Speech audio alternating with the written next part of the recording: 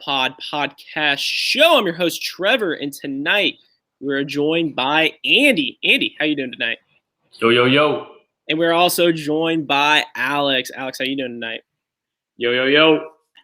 And we're here, episode 9. You know, we're getting through it, pushing on through. We had a vet go home tonight.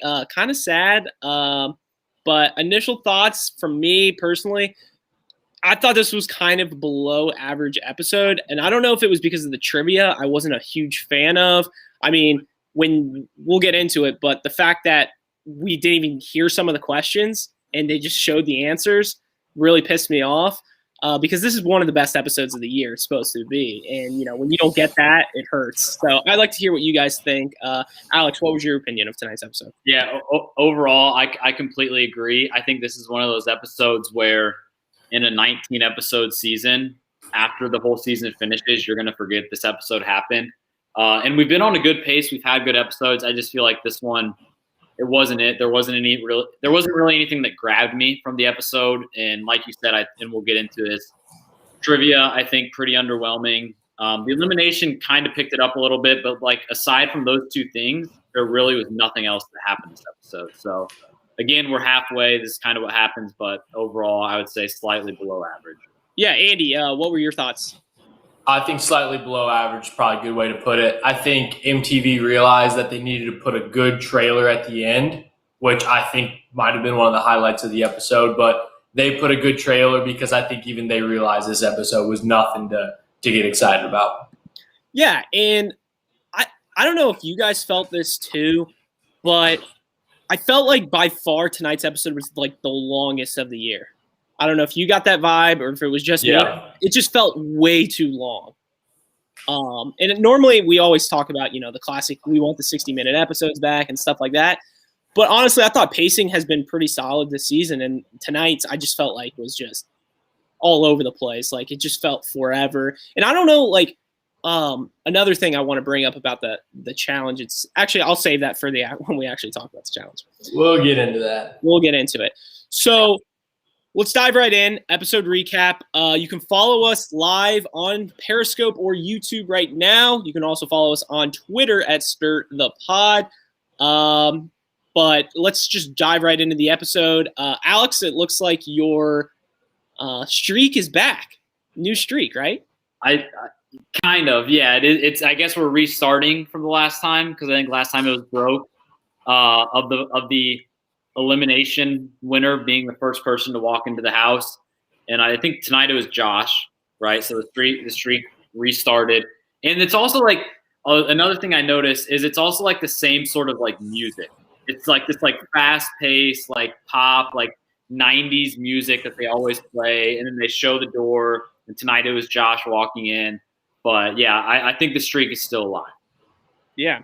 So Josh walks in first. Breaks or starts the new streak, and then we kind of get into the first kind of action of tonight's episode, which was the Amber versus Amber, kind of hinting at, you know, Amber M kind of calling out Amber B, not to be confused.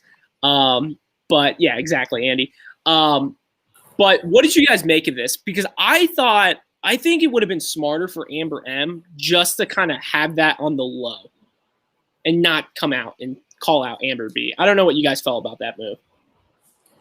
I think she probably only did that because she felt like if it was well known around the house, people would side with her over Amber B, which I think is true because you definitely draw a line in the sand by doing that. And I think if you're on the losing end of that, you don't do it. But she felt like she was on the winning end. And I think that was probably right because it seemed like throughout the episode it was everyone versus Amber B, not Amber M. And I think it's because she kind of set the tone with that. Yeah. And it was basically just from the voting from last episode, right? Like Amber B lied to Amber M about who she voted for. Yeah. I think for sure, I think we're definitely going to get either another big fight between those two or an elimination between those two. They've been hinting at it way too much. I don't know if you guys pick that up. I feel like every opportunity they get, they just bring that up. So that's something I've noticed. After that, Alex, what else did we have happen? Teresa? Yeah, I think it was just more foreshadowing for Teresa that we obviously saw later in the episode, and it was mostly the whole that scene when she was biking with Corey, and she started talking about like her depression after she had a baby and all of that. But I don't know. I mean, they played like the sappy music and everything, like, oh, my partner's opening up to me. But again, like I think it kind of ties back to the overall quality of the episode was before the challenge, we didn't really get a whole lot. Yeah, and that's how I feel like most of the season has gone this year. I feel like we've kind of just been diving right into the challenge, which I'm all game for. So with that said, we dive right into the actual challenge itself. It is trivia. And I know all of us are big fans of trivia, but I don't know. I can't even speak about it. I just feel so like let down about it tonight. I don't know, Andy. I see you getting literally speechless. I am. No, it just is a great episode every season, and I feel like now is the time, episode 8, 9s of the world, to kind of rejuice it all up, kind of give us a punch or wake up call, and it just didn't happen. It just was the true and false is just the most boring thing possible. When you don't show us questions, it is so boring. When one heat gets literally like 15 minutes of airtime and the second group gets 5 minutes of airtime, maybe it was that fast. I'm not saying that, but it was just so, I don't know. I was so let down. What were you going to say, Andy? So much for speechless. Yeah. No, I mean, I think you're spot on. I think over the past couple of weeks, the challenge has been riding a big high, and we talked about it last week. We were excited for this challenge, and we were like, wow, the streak's going to continue. But it was like almost solely because of trivia. And we got let down tremendously by doing this. So it was a weak trivia.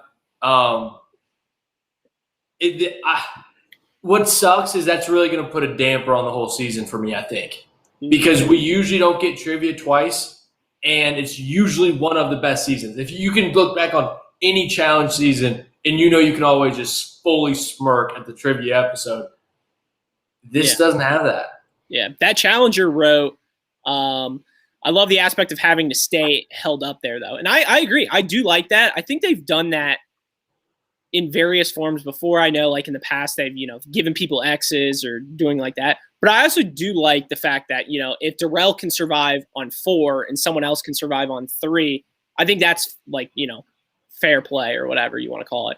But I don't know if you noticed, but every single bar wasn't the same height and stuff too. So it was a fair, like, level field or game field or whatever you want to call it. But like I said, it was just disappointing. Alex, what'd you think? Yeah, I feel like from maybe season 20-ish to about season 30, the trivia was always very constant in the sense that, like, it was always a good episode, good challenge, and all of that. And I almost feel like the challenge producers got a little too cute. And ever since then, they try to, like, change something up.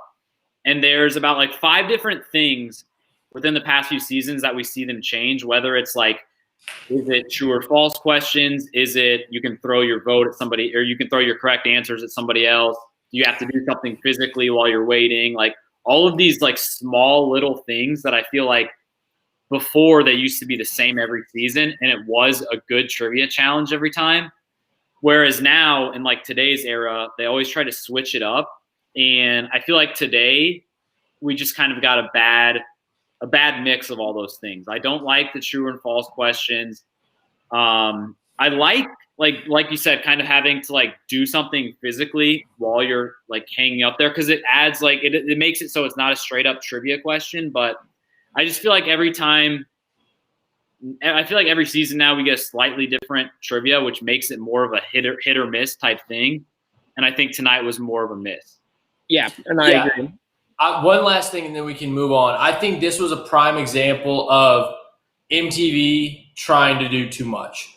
The trivia is not something that MTV has to come in and make twists on. They could literally just sit them at desks and ask them open-ended, simple questions, and they will give us great content because it's a bunch of morons. So, like, you don't have to do all this special stuff and have them over water and do all that if you're going to ask true or false questions that don't really produce that much like enjoying entertainment. Exactly. What made it a staple back then was just that. Was just asking trivia questions, getting the stupid answers, and occasionally seeing people fall into the water and scream. And I feel like the challenge started to pick up on that, and they like started to hype it up themselves every season. Like, oh, this week's trivia week, and they would like show the previews and all that, and then they started to just do too much with it, and we've seen it kind of start to go down the cliff the past few seasons. What do you think? What do you think if question number one? I also love that they started with Corey. What would his answer be if the question was, "What is the square root of 196?" Or I don't remember what number it was, but what would he say if the question, instead of true or false, it's 14? What would he say if the question was, "What is the square root of 196?" He'd probably say like 27. I think he would guess like 100, or just like exactly. And that would have been hilarious. Yeah. I don't Swing know. and a miss. It's just annoying because like we could have had Dutch tonight or something like that, and I felt like the only thing, and people have brought it up in the chat, was the Wolves one. Are they vegetarians? I mean, come on. That is smirk worthy. I'll give them that. So going into the actual heats, Darrell winning the first heat. What did you guys think about that? He beat Devin, was the last remaining there. It was pretty surprising. I don't think we necessarily view Darrell as one of the strongest or one of the smartest guys left. And it was, so the way the heats were, it was like kind of half guys and half girls, and then it was just their partners on the second heat, right? Yeah. Yeah. Yeah, I mean, I don't know exactly what the full slate was for the first heat, but I mean, I think you would say the pre-challenge favorite probably was Devin, and Darrell was probably on the bottom, especially because like, and we've talked about this before, like one of Darrell's things he talks about all the time is just how like deathly afraid he is of heights, and this was one where he was literally like facing the water the whole time. So I mean, glad to see Darrell win. Glad to see him get like some action in the game, and just surprising overall. Yeah. I was shocked because this also, aside from just the physical aspect, there is a mental and like the scaredness of it. And usually that can throw people off. Darrell conquered that like a seasoned vet. But Ryan McCord did say, okay, yeah, he said they aren't partners. Yeah, Cam is with Kyle McKay's. And then Adam's a good comment in the chat too. Darrell winning the first heat, Brady winning a Super Bowl, LeBron on pace for MVP. What is this, 2009? So true. God. So heat number 2 happens, and we have Nam out of nowhere pulling out the dub over Cam. What do we think about that? Surprised? Yes. Nam doesn't strike me as the sharpest tool in the box. Nam was probably at least plus 700 going into that. God. Wow. Cam probably the favorite. Yeah, I think so. Mm-hmm.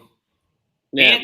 And the like, I mean, we'll talk about this heat for a few minutes, but I think the one thing of note that happened was just the fact that TJ actually called out Cam for breaking the rules and all that. Yeah. I mean, like, you gave her plenty of warnings, and like you were still breaking the rules. Like, she deserved 100% to be DQ'd from that. Yeah, honestly, she was doing it so much, it was ridiculous. Like, she was getting away with it, and then Teej just was like, all right, we're done. Which, you know, I saw Kyle hanging, and I forget what heat it was. If you're about to go down, was there any rules about what you had to do? Because if you were just hanging, like if you do like kind of like a pull-up or whatever, you know what I'm saying? Or like literally hang your body over the bar, could you do that? Or what was the rules? I think so. That's what I'm saying. I'm surprised like nobody tried just pulling up. Obviously your arms are tired, so it's hard. But if you could like pull yourself up on the bar and just balance on there, and you'd be good to go. I did like that like 30 seconds we got of in the first heat when Kyle just gave up and was just hanging there, just screaming at the top of his lungs like a girl. I enjoyed that. Yeah. All right, so we had Darrell and Nam, our 2 winners. Comes down to time. which I was also not a big fan of, how it came to time and the answer. Why did I just put them head to head? Classic. Okay, Darrell answered more questions first, then he gets to choose what order if he wants to go first or second. Like, I don't understand that logic by MTV. They did how many heats last challenge? Like 5 different heats last challenge, and they can't do a championship round here between those two? I mean, come on. They even had a championship round with their partners. Like, it just bugs me. Like, I just feel like such an easy thing to do, and they just didn't do it. So then we get Darrell and Amber picking up the dub, and then we finally get – I know we brought it a couple episodes again. We were crying about it. But Burger King, back at it, giving a big old $5,000 each, huge prize, and then a Whopper for life. I mean, like, Whoppers for life. I mean – I know we've talked about the fact that we think some people within MTV and Bunim Murray listen to and watch the pod. I mean, this was a clear example. They've been paying attention. They've been listening. And I think Fresh Meat 3 is probably right around the corner. God, no chance. But, I mean, I was excited. You know, I saw Burger King, and you know what I was really hoping for? I was really hoping for just that feast between those two. Just eating, like, with the crowd. With the crowns, you know, King Tony. Exactly, Ryan McCord, no crowns, though. I was waiting for it, and I don't know if it was because, you know, does Iceland even have any Burger Kings up there? Who knows? But so I did have one question that I wanted to pose to you guys in the chat, looking at you, Ryan McCord, as this part of the episode kind of played out, is and it's not challenge related at all, is let's say you win this prize or whatever, and your prize is free Whoppers for life. How do you kind of, like, in your day-to-day life, how do you play that out? Like, how often would you go and get a Whopper? Because I think, I mean, obviously it's free every time you do it. And we kind of have differing views on the overall quality of Burger King. But, I mean, overall it is free food. But I don't think you would want to get it too often, because then you would just stop completely. So what would be your guys' approach for, like, you have free Whoppers at Burger King? What would you do? Would you just do it every time you're driving and, like, on a road trip, or what? Well, one, there's no chance in hell it's free for life. Let's be real on that. It's probably like some stupid coupon where it's like, oh, one every week or whatever. That's how all those things are. They're all gimmicks like that. You're telling me you're just going to get a gold BK card that you can be like, I'm back, boys, and swipe that sucker and get a free. No chance. It's got to be like coupons or some BS. You know MTV, they're so cheap. There's no chance. You can go whenever you want. That makes zero sense. No. Andy, how would you use them? Yeah, I don't know. I actually really like that. Right? I got no real input from Trev on that answer. No. Well, one, I hate Burger King. I don't know who likes Burger King. I know, but I would sell it. That's what I would do. I would sell it for, if it's just a card, I would sell it. That's what it's only addressed to your name. God, and you know what? I would find another Trevor Fontaine and sell it to him. No, I think you put this to good use. I've been a known BK stan. I often get heat for that. I would, however many they would give me, I would take advantage. Now, am I eating 365 Whoppers a year? No, I am not. But I think if I had the gold card, and let's say you get one a day, I think I'm going probably twice a week. That's so gross. I think that's a fair amount, because you wouldn't want to go 5 or 6 or 7 times a week. But I think it's just one of those things where, like, it's free. If you're driving back from somewhere, you don't have a lot of time for dinner, there's obviously going to be a Burger King close by. You go and pick one up, and if you want a dollar fry, you add that. You add a drink. You're paying like $3 or $4 for all this free food. And people sleep on their fries, and also don't sleep on the Brianna chicken fry either. People sleep on BK. Clutching the drunk drive-through, though. I mean, yeah. Like some of us to never. Whoa. We'll get into that. All so right. what else we got? That was it from the challenge, basically. They get their little prize, and that was it. So yeah, and I think this just real quick, it ties back to our first point about trivia challenges. Usually at about this time in the recap, we would be talking about a 10 or 12 stupid answers and just like making fun of these people and laughing at them. And we don't get to do that.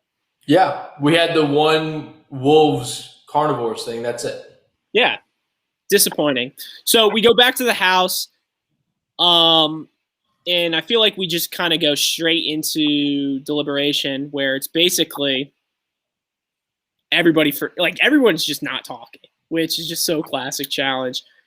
And then basically, then they finally speak up, and Teresa kind of has like a little statement or whatever, and then Nani's going back and forth at her and stuff. So very classic there. Alex? What'd you think about the whole Nani Teresa rekindle rivalry is? I mean, I thought it was good to see. It brought back some good memories just from their quick change for being really good friends on Free Agents to being rivals on X's too. I just always like when you have two veterans on the show who just have some stupid beef from literally 6 years ago at this point, that really started over nothing and has just carried on until nothing. And they kind of act like they've matured over everything. Basically what that is, they just kind of don't talk to each other. It doesn't mean that they don't dislike each other any less. It just means they're quieter about it. But yeah, I mean, it was glad to see. It brought back some memories. Andy, what'd you think? I mean, don't really care. Pretty much the same, but yeah, I don't really care. This seems kind of right up both their alleys. I mean, Nani and Teresa both seem like ones to hold grudges and not realize that it would probably be better off for both of them if they just put each other's differences aside right out of the gate and work together, a la Bananas and West from last year. But they are nowhere near as smart as Bananas and West when it comes to this game. So, yeah. So then we go to the voting, or before that, actually, we had Leroy giving a little speech about kind of like earning your stripes and kind of just go in. I mean, basically calling out every single girl and says, only 2 girls have skulls at the time, right? Yeah. 2 girls have skulls, and kind of like, you guys are going to miss your opportunity. You got to go for it. All that yada, yada, earn your stripes, BS, wah, wah, wah, whatever. So then we kind of go into the voting. Pretty obvious where it's going to go. So was that basically it until the elimination? I think so. Is this time kind of interesting on how we actually got to see who's going in. Do you think that little twist is going to be a one-time thing where we didn't see? I hope not. I like the surprise factor. I like that. This, but again, I think this could have been just an episode. I think this felt like an episode that MTV just chalked up as an L and just said, you know what? Let's just pump this out. We'll get them next week. And I think that was like a prime example because after that happened, there wasn't a lot of drama. So it's like, okay, why even bother? And then we obviously knew Amber B wasn't going to throw herself in, but we'll get into that. I mean, this literally just seemed like MTV didn't really care. Yeah, and they kind of hinted at it, when they were in the what's that room called where Darrell and Chamber. The chamber. They're kind of looking in there, and she's like, I don't know if I can go in. And Darrell, you starting to be like, okay, like he kind of in his confessional, he's like, okay, like this is her chance, she should go in. Kind of hinted at when he got pissed later on. So yeah, I think that's basically it until the elimination, right, Alex? Am I missing any? Yeah. No, I don't think so. And then just to kind of add on to that, the one thing that kind of pissed me off throughout the episode, once Darrell and Amber won, the one thing that just kind of continued to piss me off was how Darrell said like multiple times, like, and I love Darrell, I love that he won and everything, but like he said multiple times, like, oh, Amber won, it's probably a girl's day, so I'm just going to let her play her game. And in my mind, I was just thinking about all of the conversations that we've had on here about Jay and Teresa and how Jay basically like let Teresa run their game for a few episodes. And that's what got Jay sent home before Teresa. And Darrell was just like very content doing the same exact thing. Like I get it's not a guy's elimination, but you still have power. You should still be talking to people instead of letting some rookie girl who is not viewed as being that good dictate what you guys are going to do. That just pissed me off. And for someone like Darrell, who's more veteran than all of these people here, to be that naive to just let somebody else run the game, I didn't like that. Well, and all that onto that too. Who does Darrell think he is? He's been playing a cowardly game. For him to be saying, I don't know why she's not going in. What have you done to vocalize going in and getting a skull? It's the pot calling the kettle black. You haven't done anything. It's easy for you to say that now, oh, she doesn't want it. You haven't said anything about going in and getting the skull. The one thing, Andy, this is the first time they've won. So they've had, complete control. If this was a guy's elimination, do you think Darrell would have gone in tonight? I don't think we can say that, because even when they didn't get power, he hasn't said a damn thing all season about going in. Leroy made it very clear. A vet who knows what he's doing. He made it very clear. I want to go in. I want to get my skull. Guess what? He got votes and he went in. When has Darrell said that once? He hasn't. Okay. Same with CT. Or he didn't get votes though. He volunteered to go in, correct? They won. Who? Leroy. Yes, that's what I'm saying. If Darrell has this feeling, because he was ripping Amber, why was he not doing that? Why was he letting Josh get the votes last week? It's easy to say it. It's easy to say stuff like that when you're in power, because he's got the ability to see what it looks like. But think about it like this. Amber B saw it was going to be a somewhat physical challenge against Teresa. She didn't want to go in. If that's how they played it, and let's say Fessy was down there and it was a hall brawl, no way Darrell was going to go in. But for him to be talking this big game when he hasn't done anything to actively try to get his gold skull, it just kind of rubbed me the wrong way. And I don't know if it should have, but it did. I don't, because it's a vet talking to a rookie, and they've both played a very similar game up to this point. See, I think Darrell has been playing a fine game, just kind of sitting back, letting the cards fall. That doesn't work in this format. But you're fine, right? You still got plenty. He's not fine. He doesn't have a school. Just wait. R.E. Good old what's his name? Aaron Rodgers. We just need to relax, stay calm. He's fine. He is fine. I trust Darrell. He was my number one PR. I think he's playing the game fine. What we have to watch out for him is if Corey goes in first, and who else hasn't gotten theirs? Corey, Nam, Darrell, CT. If I'm Darrell, I go in before one of those guys, because those guys will not go against you. I don't think they don't want to go against you. If you're going in, you go now to get the Devin skull, the Josh's skull, Kyle's skull. You go in now. So now I think is the time for Darrell. Like you said, he's been kind of quiet, not doing anything. Now's his time to go. And if he backs that up, I think that's fair, Andy, I would say, from his game. I'm not mad at that. It's just we've got two of the all-time greatest on my personal Mount Rushmore in CT and Darrell, and neither of them have been adamant about getting a skull. That's just rubbed me the wrong. If Josh is being more courageous than CT and Darrell, we've got a problem. But I feel like it works in their benefit, though. I personally think, because we'll see how it all shakes out. I don't know. We're halfway into this season. Exactly. It could work out perfectly for them.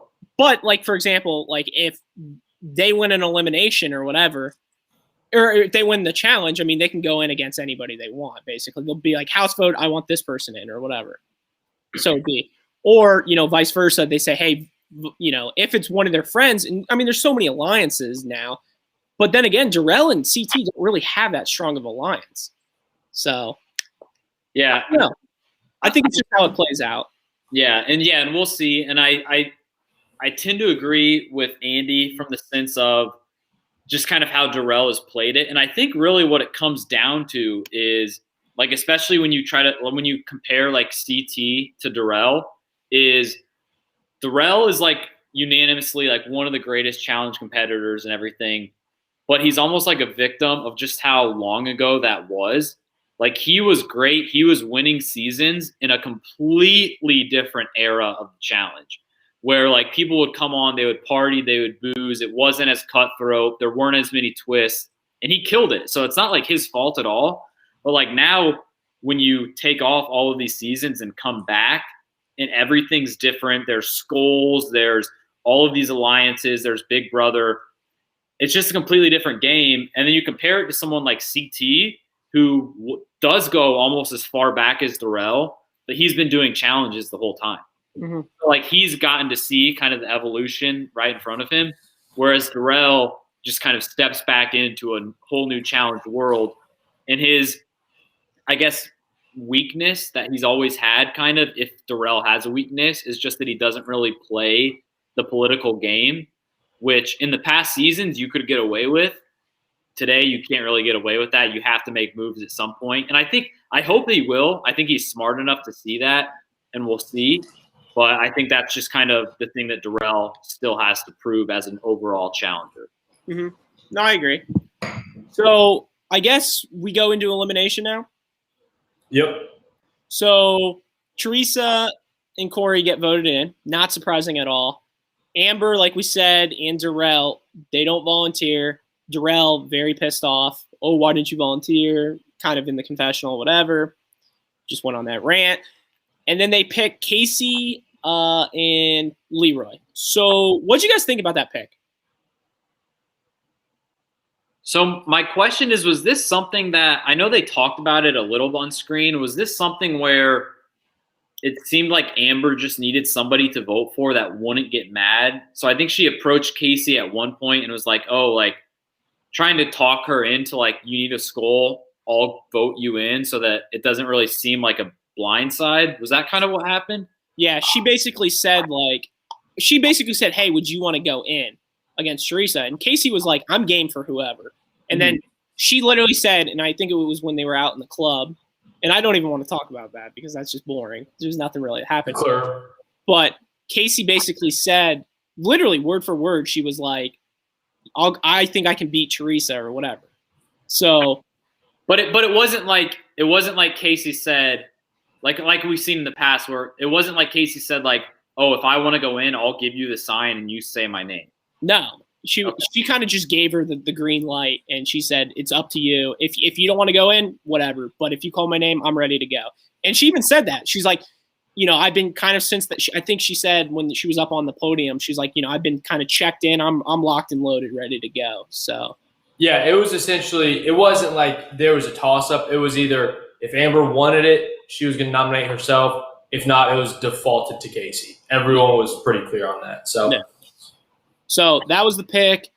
On paper, I think this is a very good elimination. Both girls are really strong. I would probably, looking at this challenge, or this elimination, excuse me, I think I would give the advantage to Teresa with the legs. That's why. I feel like she has the bigger strides. I know Casey is way faster, 100% faster. And that's what it came down to, is wear and tear. Obviously, Teresa's older now, and she worked her down, which was very impressive. This was one of the most impressive eliminations by a girl by far, probably the most impressive girl elimination win this season, I would say. I would probably agree with you. Am I crazy in thinking that Teresa is probably like 6 years older than Casey, though? No, you're probably dead on. That's kind of a big deal, especially when you're like, I don't know how old Teresa is, but to go from your like high 20s to low 30s, especially after having Teresa's a mom of, I think, 2. Casey is still 3. Casey's still, to my knowledge, a professional football player. Yeah. Like, I know Teresa in her prime was a fierce physical competitor and had a great jump shot, which she probably still does. But Casey's still in her prime. Let's not overlook that. I think that's a pretty big deal, and I think this kind of showcased that. Yeah. But Teresa is still beast. I'm not trying to take anything away from her. Yeah, and I just think, like, when I watch this elimination and I see Teresa in an elimination, I think of the ones that we saw, against Nani in a pole wrestle, or, just some of her, her prime. And, it's weird. She hasn't been on the show since when was the last season before this? Free Agents? X's too. X's too. So that's a decent amount of time, laying off. Oh, they're only 2 years apart. Thank you, that challenger, for that. Which that's very surprising. I would have thought, it would have been fair. I asked you, Trev, did you just lie? What did I say? I said maybe 6 years, and you just said yeah. No, I said I would. You just blindly. Is this alliance broken? God, watch it. I okay, said Amber. Probably. So then again, thank you, that challenger, for clearing that. Mikey the Doctor wrote, Teresa looked like Wes in this elimination. I'm seeing some spoiler talk in the chat between the Boogster and Adam Meadows. Let's cut that. Stir the Pod is a spoiler-free podcast and program. So let's just watch it. God, we might have to ban some commenters pretty shortly. That Adam Meadows or whatever is kind of pissing us off. God. Yeah. Overall, matchup-wise, I thought this one, like you said, Trev, I think was one of the most even ones we've had. Right before you start, I think the line is very even between Teresa and Casey. I do want to kind of talk about what the game actually was, because I have a few questions and just want to make sure I had it right, because I think I missed some of the rules. So it seemed to be some variation of what we always do in the challenge now, where it's like a little bungee in the sand and you're on all fours, digging through and whatever. But they were tied to a center pole in the middle, going to opposite sides, and they had to get rings on all 3 poles, right? Yeah. So basically you have 3 rings at one pole, and then you have a level 1, level 2, level 3. So you go to the where all of them are. So there's a total of 4 poles that I thought I saw, right? 4 poles, one where all 3 of them are already on, closer one, middle one, further one. So you run, you go to that first pole, you pick it up, and then you go all the way. I mean, it depends on the tactic. You could have gone to the first pole first, second pole, or whatever, but you could only grab one at a time, I'm assuming? Yes. I'm assuming, yeah, that's what they said. Yeah. And I think just kind of watching how it played out, there was about halfway through the elimination, you kind of got to a point where Casey was leading the entire time, but you almost got the feeling that how they were editing in it and everything, and you never know how they chop it up, but you almost got the feeling that Teresa was going to win because she was just basically staying put, not moving, and it was kind of the thing that we've seen before where you just let your opponent tire themselves out. And so for a second, I thought Casey's got her first ring or her first 2 rings on, but she's moving all over the place. She's expending all this energy while Teresa's just kind of staying there. And so I thought for a second that maybe that would gas Casey out completely, and that Teresa would be able to slowly win and just figure out a way to come back in it. But it seemed like Casey just kind of had enough energy to get through those first couple of rings and then keep going for the third one. Yeah, exactly. That challenger wrote, why didn't they throw Cam down there? I just think the move was I like that thought. I just think Amber and Darrell, you don't want to piss too many people off. And the last time somebody threw Cam down, even if Cam would have lost, let's say, you still piss off a lot of people in the house. So I just think I like the move. It's just not at the time. Would we agree with that? And they didn't have the numbers. It seemed like at this point in time they don't have the numbers to turn on Cam right now. Yeah. I think it's the right move. I think it's a smart move. And also not to mention, everyone kind of hated Teresa in the house. So it was kind of a somewhat strategic, somewhat relationship-driven decision, I guess. Well, that's the thing. If Cam would have won that challenge, it would have been everything would have been the exact same result. Only if what's her name? If Teresa didn't win the challenge, she was going to go down 100% of the time. So you might as well throw down who wants to go down and not piss any. You think about this: Amber B and Darrell. Who do they piss off tonight? Nobody, unless you want to talk about the beginning of the episode. Amber M, who we can, say little things about her. But so is that the episode? Anything else, Alex? We're missing Andy. I don't think so. I mean, there really wasn't a whole lot to it. I mean, we kind of set the stage right out of the gate. It was kind of an uneventful episode, and I think this recap kind of reflects that, honestly. Yeah. I mean, one thing's for sure, Casey's definitely a dog. She is good, and I think she has definitely earned her stripes, and not obviously in past seasons and now this season. She's someone I look forward to seeing. I expect, her to be – and she's a good face. I know she's Big Brother and stuff, but she's very good competitor. So Adam Kudos writes, can you guys give your opinion on the skull twist in general? What skull twist? That's just like the 5 skulls? I think just kind of like the skull twist in general. I think it may be one of the – I mean, it is what it is.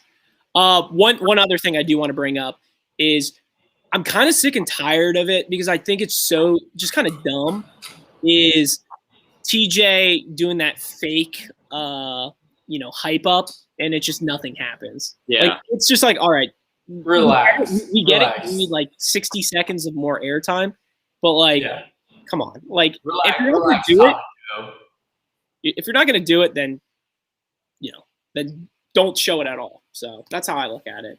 So that's all I got. Anybody else? Anything? I agree. And I think the last smallest thing from the episode was Casey wins. She sticks with Leroy. Amber M is a rogue agent, and she gets paired with Teresa's ex-partner, who's Corey. So Corey's got another partner. Wow. But yeah, I mean, overall, I think we've kind of talked about the episode. Quality-wise, I think it was slightly below average. But yeah, I mean, the fact that we were able to talk about everything that quickly and nothing really stood out to us and was that exciting just speaks to an episode 9 in a 19 episode season. Agreed. Yeah, exactly. So let's dive into some segments, right? Should we talk about the trailer real quick while we're on still kind of the episode and the episode ending? Oh, I personally was not. I thought this mid-season trailer was more disappointing than most. The one I don't know. I feel like we just didn't see a lot, and there's just so many fucking people left. I don't know. The one thing that I remember seeing was CT and Fessy getting in each other's faces with like costumes and wigs on. I like that. I hope that actually turns into something that's good when we actually see it. But aside from that, I don't know. And I think I've seen the chat chime in a few times about the trailer, but overall, I thought it was just it was fine. It didn't get me pumped for the rest of the season, I guess.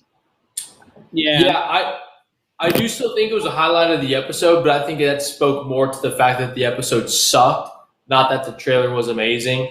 I did think it was pretty good. One thing that stuck out to me in the trailer was it looked like Gabby and Fezzi hook up a little bit.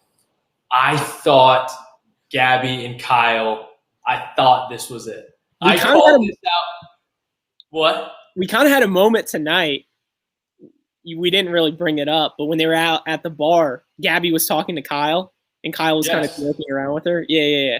That's what I'm saying. Oh, I thought you were talking about from the mid-season trailer when you saw Gabby and CT. No, you're saying what I'm saying, but you're not also saying what I'm saying. You follow? No.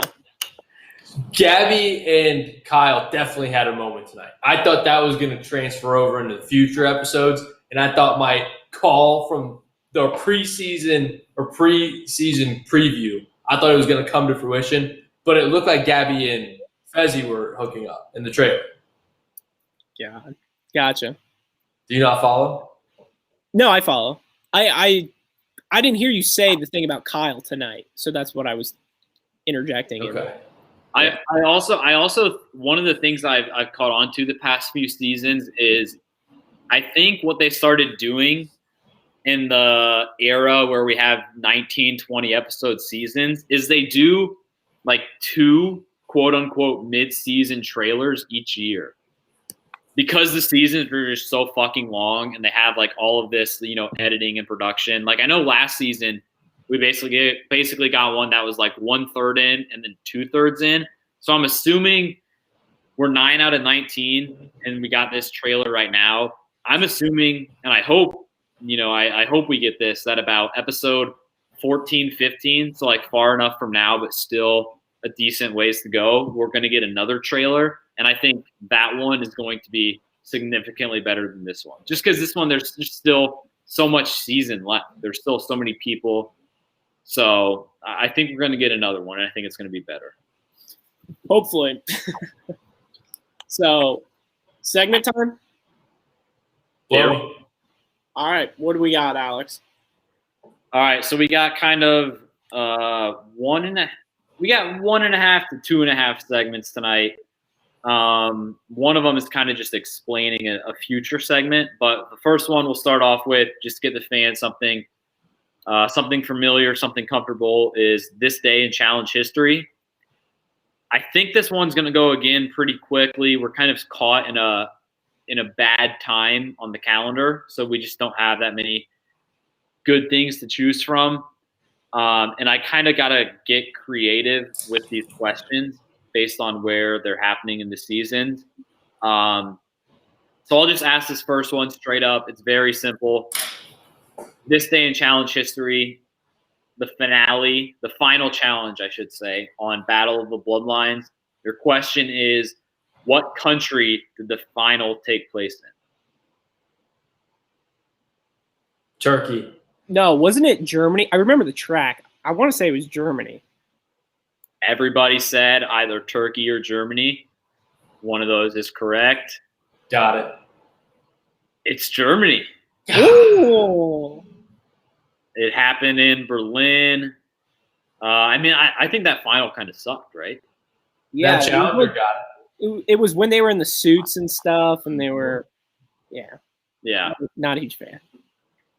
Yeah, so that's all. Actually, wait, hold on. I got one more. This season in challenge history, or this day in challenge history, your question is X's 2. This episode had a to be continued at the end of it. What two teams were going against each other in the elimination?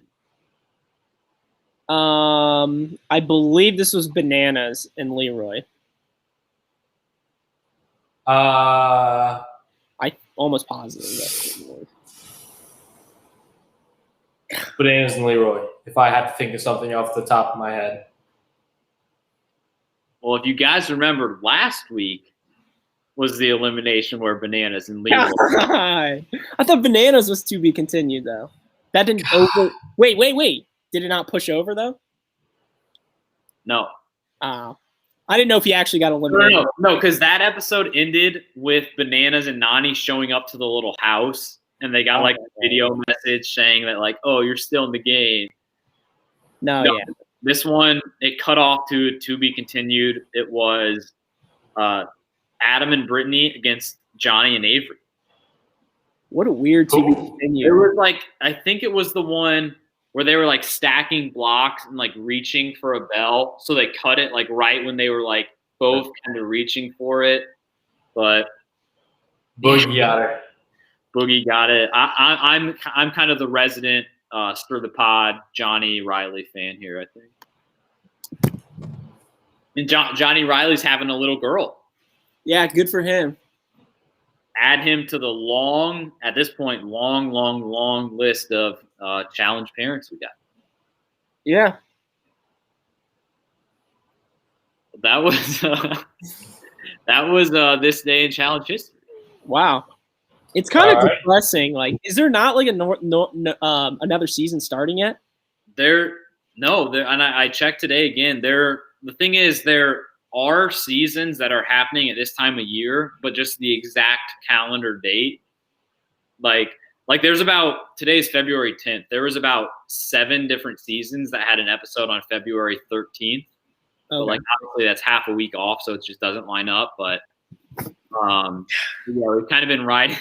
We've been riding Bloodlines and X's too heavy, and we just have not gotten anything to overlap as we moved along.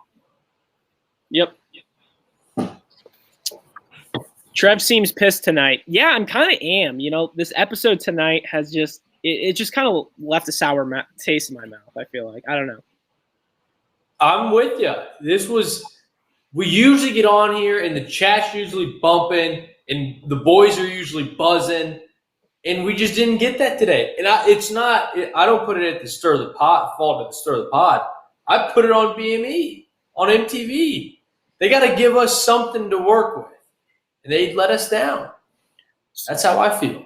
I think at this point we should just apply to be producers of the show, and I think we could do a better job. At least consultants. Yeah. I think the one positive that I can think of, and someone said it in the chat earlier today, is the music. I thought the music was actually really good. The good old Take On Me, little very slowed down in the elimination. I like that. That's something unique. So that challenger writes, what would you pick for next season? I mean, we already know where one person's going, so we don't have to bring Andy involved. Alex, what would you want next season to be? I mean, I'm fine with something similar to this. I think we've kind of talked about it before. We've kind of built up enough X's for there to be a new X's format that's really good. Did you cry? But I think we have enough things built up to bring back some of those old formats. I just don't know if we ever will. I think the challenge at this point is creating a quote-unquote new format every season, which is basically hit or miss. We've seen that. War of the Worlds 2? Miss? No, but I'm saying that was a repeat concept. Well, they bulge at the classic trilogies and stuff, and it's like. And the best series that they started, they didn't clear out the trilogy. Okay, so I don't hate trilogies. I should say that. I hate the trilogies of the new generation where they're in packs, where it's just boom, boom, boom. That's a trilogy. Boom, boom, boom. That's a trilogy. I hate that. Why not do Battle of the X's and then something else and then another thing and then Battle of the X's too? You have seasons in between. It makes complete sense to do it that way, and they just don't do that. Well, and then it usually makes more sense. If you do X's and then 2 seasons, by that 3rd season, you're going to have some new couples. And it's same with Fresh Meat. Fresh Meat 1 was done, and then I want to say 4 or 5 seasons, and then Fresh Meat 2. And then we've been 10 seasons now, but it's once you start pulling people from American Idol and from Ultimate Beast Warrior and these people who don't belong on the challenge, you need to hit the reset button of let's get a fresh supply of challengers, not people who are on America's Next Ninja Warrior. Challenge people. Yeah. People who want to get drunk and have a good time and then still go do a headbanger to win $1 million. Yeah. And I think seasons kind of dishing it off to Pluto playback right now, what's on Pluto right now, is we have The Island. What would you think about another season of The Island? It's something different. It's something unique. It's not the same old, format and, all that. I kind of like that. Obviously, the whole thing of, building a boat's kind of I don't know what you guys think about that, but I mean, I kind of like that format. Or what do you think about a cutthroat-esque, 3 teams going through that? I'm not mad at that. I mean, I think, like we said, the trilogies that are back-to-back seasons have not played out well. The best trilogies we have are where there's years in between. Rivals, Gauntlet, High School Musical, Dark Knight, all of those. There's a few years in between to just let everything settle, come up with the best possible cast and formats and everything. And so I do want to kind of ask this question, is one of the segments that we did in the past a lot back in the sort of darker days, Final Reckoning on our old podcast was, I think we call it the challenge back meter, was basically kind of giving the heartbeat of the challenge and basically saying, how far back are we? And we kind of do this in the State of the Challenge we did a couple weeks ago. So my question, I guess, is, because tonight was a below average episode, what are like if next week we have the same exact quality episode, are we kind of worried? Like, how close are we to putting this season on life order? I think we're fine for now. I think if we have 1 to 2 more bad episodes, then we better call the doctor, Mikey the doctor, and we better figure this out. I'm not worried. And the reason I'm not worried is I'm not nervous. The past couple episodes have been rock solid. And last episode I said I was a very, very big fan of. So I think we were due for a little wake-up call to kind of bring us back to reality. So I'm not too nervous. And even if we have another down episode, I wouldn't be like terribly upset.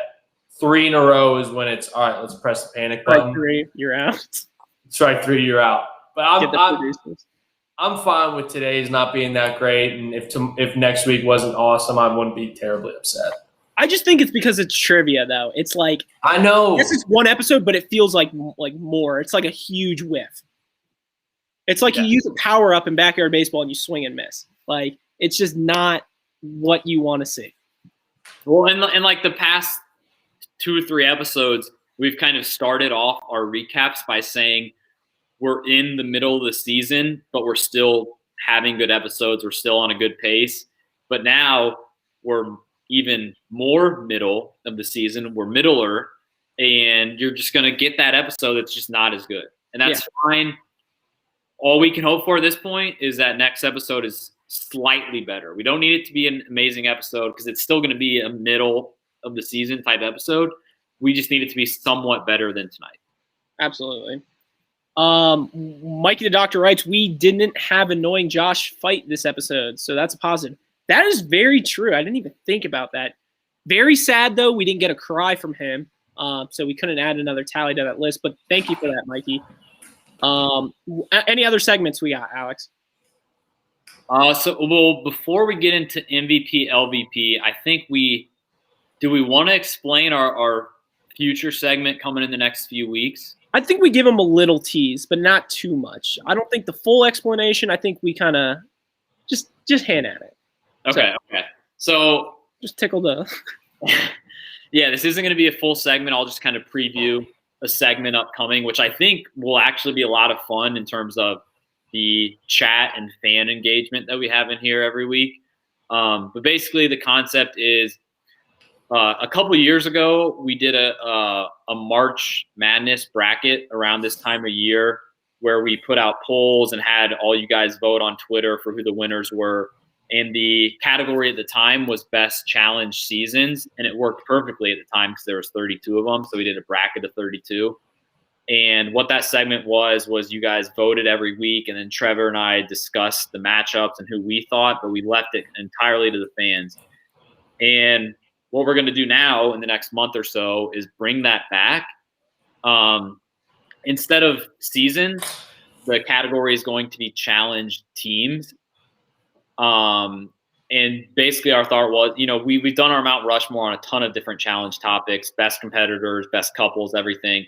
We wanted to do this one for March Madness just because it's like, obviously March Madness is the best teams that move along and everything. So, think about, I'm trying to give a few quick examples like Kenny and Wes on Rivals or Johnny and Camilla on X's, like things like that, pairs, teams that we've had.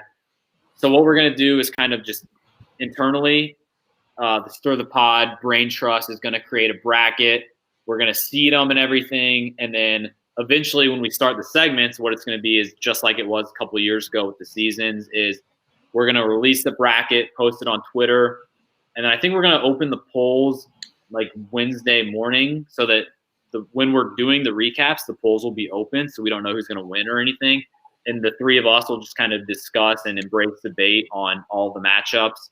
You guys will vote which team had the better season. And again, we'll get into a little bit more details as we go along, but I just want to give you guys a little teaser on we have a 32 team bracket. How many rounds is that? 4? Yes. 5? Sweet 16. So it would be round of 32, Sweet 16, Elite 8, Final 4, Championship 5? I think 5. Yeah, so we'll have about 5 weeks, and it'll go past the I think Final 4 or whatever. in real life. But it'll be about 5-6 week segment where we just kind of discuss the best teams in challenge history. So I think we're all looking forward to that. It's just the kind of a new thing, the new segment to bring along that's related to what's going on in the sporting world. But I'm excited for it. Yeah.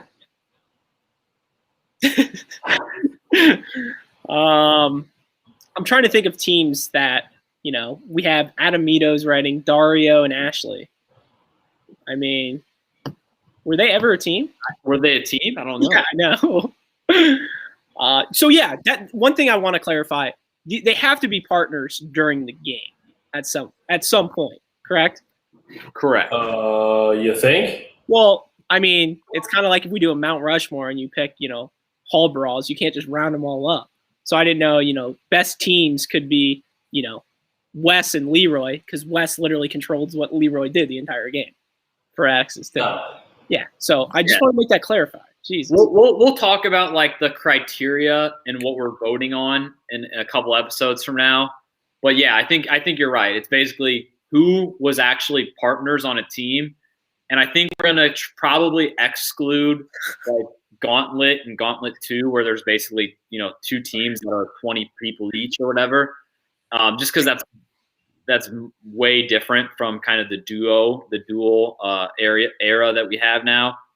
But yeah, we'll get into that later on. But I think that's kind of what we're doing is we're going to seed what we think are the best challenge teams of all time. And then based on those seedings that we have, we'll leave it up to the fans, and then the 3 of us and you guys in the chat will kind of debate it every week. Yeah. I do want to give a quick honorable MVP for probably the comment of the night going to Jesse Adams, bringing in Kieran isn't a fan of Aroyd's younger brother. I mean, that's classic. The higher level guys will understand that one. But Andy, what were you going to say? I don't even remember. All right, perfect. So yes, I do. We'll do it. We'll do just like best. However you guys want to take best, you can take it. But we'll have just some heavy hitters in terms of these people were powerhouses. And then I'm sure we'll have a couple in there that were just like hilarious team members. And we'll leave it up to the AWLs to decide who advances based on what they deem the better of the two. Yeah. I'm sure like Big CT will get some laughs and, possibly make a run. I mean, who knows? Maybe that'll. What? Maybe that will what? Did I cut out? Are we ready for some MVP, LVP? Sure. Mikey's the one that normally gives us the order, right? Yeah, Mikey does give us the order for who goes first. I'm trying to read something. Do you just want to go first, Alex? Me? Whoa, we got to let the chat. God. You're welcome, Jesse. So should we have Jesse pick? Jesse the guy. Jesse, Jesse the guy. Jesse, what's the order for MVP, LVP? Mikey's going to respond first. There we go. Bang. All right, so am I starting or are we waiting for Jesse? No, you start. We'll just follow that order, and then as you're giving Wow. We'll turn it over to the chat to give their picks for MVP, LVP. Yeah. Okay.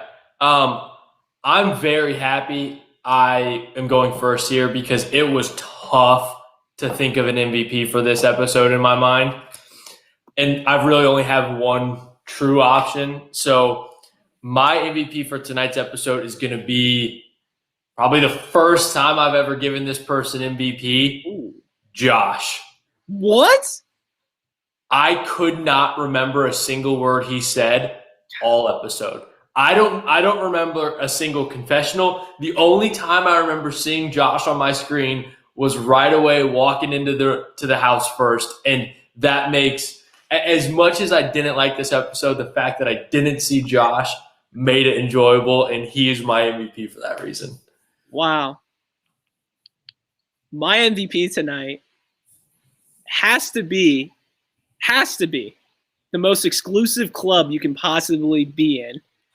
and it's the Whoppers VIP. Yeah. I mean, it has to be the MVP tonight. I mean, I think the best way to describe it, Mikey the Doctor, perfect line. MVP has to be Darrell's kids for the free Whoppers. I mean, BK helping out the world. I mean, props to them. Most exclusive club in the world. You can't beat that. And welcome back, BK. That's all I got to say. Yep. Your MVP. Great pick. I'm up. Yeah. 138. All right, 7 points away. All right. Yeah. I was also thinking of a Burger King related MVP, so I won't go there. I think, like Andy said, there just aren't a lot of good options for MVP this episode. I was leaning Darrell just because he won and he finally got on screen, but I kind of talked about some of the things that I didn't like. So I'm just going to take, I think, what might be the easiest option available. I'm going Casey. She got her skull. She got her elimination. She's still with Leroy. She's still, I think, politically. Like, Casey's with Leroy, who's obviously with Cam. She's also aligned with Fessy and Josh, you know, one good competitor and two guys who have skulls there. So I think Casey's in a good spot. Just anytime you get an elimination win, I tweeted out tonight, like, she's got a good little challenge resume building now. Again, not the best options, nothing really crazy, but I'll go MVP Casey. Good pick. Good pick. LVP? My LVP, I'll go trivia challenge. Yep. I saw some votes in the chat for it. I think that just kind of underscores our opinion on the entire episode. Like, if the trivia challenge would have been awesome, like A+, I think all three of us would be acting a lot different tonight. We'd be much more excited to recap it. We'd be laughing, making fun of them and everything. It just wasn't great. And to start the first half of the episode with that just kind of bled into the second half. So I'll go LVP trivia challenge. Good pick. My LVP,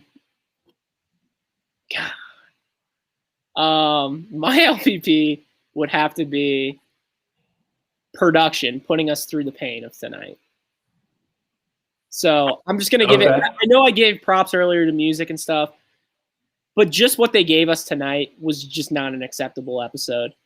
And I just think it was a real slap in the face. You know, we came off a strong episode. We needed to get that fired up, you know, good old 9th episode in, and it just dropped. I have no words. That's basically it.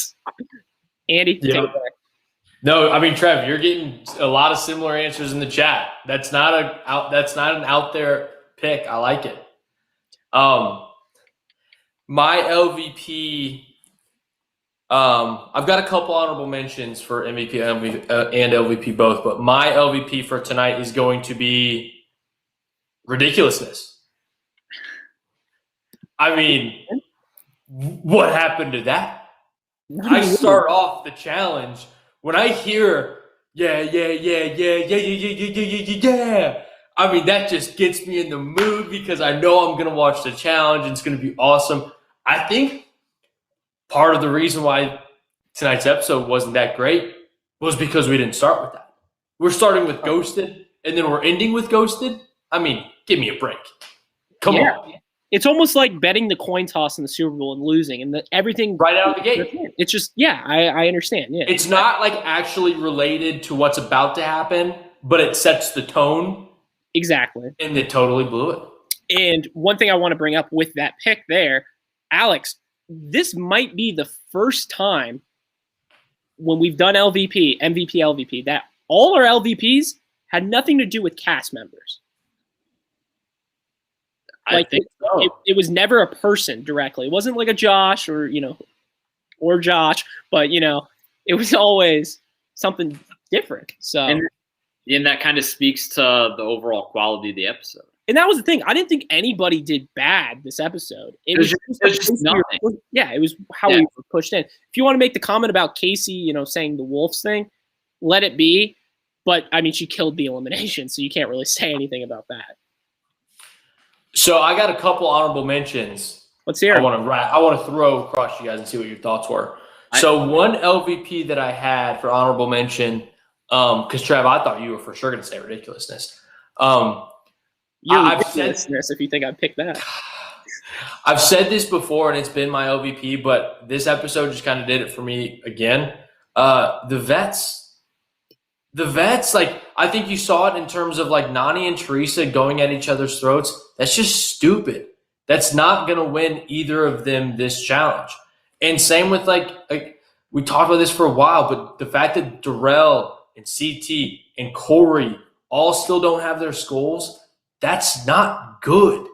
Like these rookies somehow have the numbers in the house, and a couple of them have skulls. It's just like the vets are not playing this game how vets typically do, and it's bad. Yeah. But a couple MVPs too. I threw Leroy in there, similar to Alex's pick for Casey, just because Leroy's officially punched his ticket to the final. Can we all agree? Yeah. I mean, now his partner has a skull. He has a skull. They have the numbers. They're not. He punched his ticket to the final. Yeah, I agree. Who else? One last one. I got one last one, and then I'll drop it. But my another honorable MVP is Stir the Pod and the AWLs. When MTV pumps us out a good episode, we go above and beyond that. When MTV pumps out a shitty episode, we at least show up. The chat is still buzzing. We still come in and show up every day, every week. We don't go crying and saying, we've got, wives that we're missing and we need to go spend time with them. No, no way. I'm on a beach. I'm on vacation right now, and I'm still wanting to recap this episode with you guys. Are you at Sandals? I am at Sandals. I'm with someone who I'm not going to discuss, but we've got a point in the season where it could we could hit that midseason lull, and guess what? We're rolling out Stir the Pod March Madness. We're going above and beyond because we see the dark skies ahead, and we say, not on our watch. We're going to fix it. We're going to put out something for our AWLs that they're going to participate in, they're going to love. We're going to be better than MTV. Yeah. One thing we'll kind of end with would be any lasting questions people have. Feel free to, ask us now. I see Jesse Adams wrote, do you guys think over under 2.5 episodes before we see a double elimination? Personally, I don't think we'll get a double elimination. And it's crazy. The crazy that when you say double elimination, when we hear double elimination, I think of in this scenario of a double elimination would be basically four people, going down. You know what I'm saying? Yeah. So I feel like we won't have that. I think our chances are much lower now because all guys have skulls. And they could still do it somehow. But yeah, I feel like usually in the past few seasons when we have a double elimination, it's within the first 5-6 episodes where things are still kind of settling into place and it just kind of speeds things along. Whereas now all 5 guys have skulls. The girls will probably get there in the next few episodes. So I don't think it's completely unlikely that we have a double elimination coming up. I hope we do. But I think just kind of the way things have happened to this point and that it hasn't happened to this point makes it less likely that it happens at all. Mm-hmm. I think they could. And I'm actually going to take the under on that bet, Jesse Adams. I thought that was a good line and a good question. I think within the next couple episodes, because there's 5 guys' schools are out. Are there 3 girls' schools out now? Anissa, Cam, and Casey? Almost all 5 are out, and there's still, 10 episodes to go? Yeah. So, or almost all 10, sorry. Almost all 10 are out. I don't think they would do it. I think the first time they would do it would be before all 10 are out, because then it's more of a twist. Because you start to see, okay, well, there's 5 and 4. That means it's probably going to be a girls. That's when they come in with a surprise. And again, I don't think that happens in more than 3 episodes. So I like that, and I'm gonna take the under. Jesse just wrote to clarify. No, I'm saying there will be one team will be eliminated, guy and girl, not 2 guys. Yeah. we follow that. Personally, I just don't think that's going to happen. With this many episodes left, I just don't see them doing it. And I don't even count that as a double elimination, too. That's just like a normal elimination when one team goes home, I feel like. So it's annoying that's been now. I don't know. It's just so annoying to me that we're only getting a girl gone a week. Or like, why not? This whole rogue agent thing, I think is dumb. But that's for another story. Justin, first time in the chat, I feel like. Have we seen Justin before? I don't know. But what about the part where TJ says no one has earned their final yet? This was in the trailer. Honestly, I don't know. That could mean we've seen TJ, pull the stunt, how many times already. So we don't know exactly what that means. If you were to take it exactly how he said it like that, you would expect that everybody's skulls would be gone. Don't think that's going to be the case. I think it's going to be, some BS, maybe the last elimination or, something like that. What do you guys take away from that? Yeah, I would just guess that there's once everybody has their skulls, maybe a couple people go home and then they play for a couple more elimination rounds. Maybe. Yeah, that's a good point. I mean, the over hit like a minute and a half ago, so I haven't been nervous. But I do think it sounded like they cut him off mid-sentence. Yeah. It sounded like that was MTV trying to make something of nothing, which is what they did all episode. So could you imagine his line being like, no one has earned the final yet that has not gotten a skull, or something, like something exactly. Something on that face or something. That'd be just so classic. Mikey writes, girls elimination next week. I would say yeah, just because of the skulls tally. I would say probably a girls elimination. But keep in mind, I think next week could be a prime double. Because there's a lot of guys out there that still don't have a skull. And like you can't just if you keep we're at a point where if you keep doing okay, we need to even out for girls, and then oh shit, we still have 4 guys who don't have skulls. Like you start having to go like 2 or 3. You could do one next week, eliminate a guy, but not mess with the skull count potentially, and get another girl their skull. Like I think it could be next week that we see something. I don't know. I just feel like we're at episode 9, and if you do the math, we would have, 8 episodes before the final starts, maybe, if there's 19? I don't know. Yes. I don't see a double coming, guys. I really don't, and it sucks. I think you're the lone wolf here, Trev. Very strong on the double elimination. I just don't think so, and I hate that I'm saying it, but I don't know.